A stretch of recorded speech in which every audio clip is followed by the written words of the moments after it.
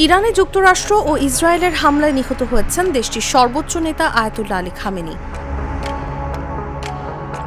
এই হামলায় তেহরানের রাষ্ট্রীয় টেলিভিশন জানিয়েছে, যুক্তরাষ্ট্র ও ইসরায়েলের হামলায় আয়াতুল্লাহ আলী খামেনির মেয়ে, জামাই ও নাতিও নিহত হয়েছে।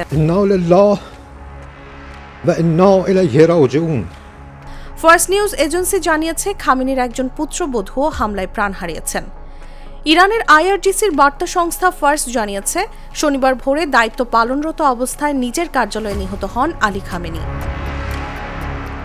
যুক্তরাষ্ট্র ইসরায়েলের হামলায় খামেনির মেয়ে, জামাতা এবং নাতনিও নিহত হয়েছেন বলে জানিয়েছে সংবাদ মাধ্যমটি। দেশটির রাষ্ট্রীয় টেলিভিশন খামেনির মৃত্যুর খবর নিশ্চিত করে দেশটিতে 40 দিনের শোক ঘোষণার কথা জানিয়েছে।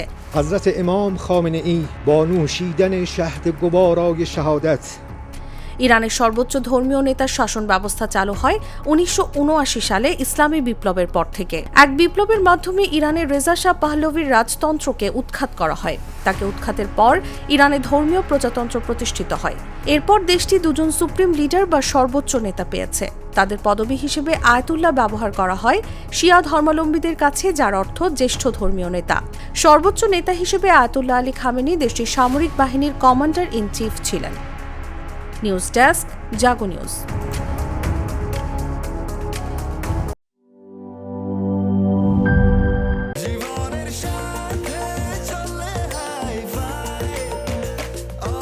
স্বাস্থ্যকর অল টাইম, সব সময় অল টাইম হেলদি লাইফ।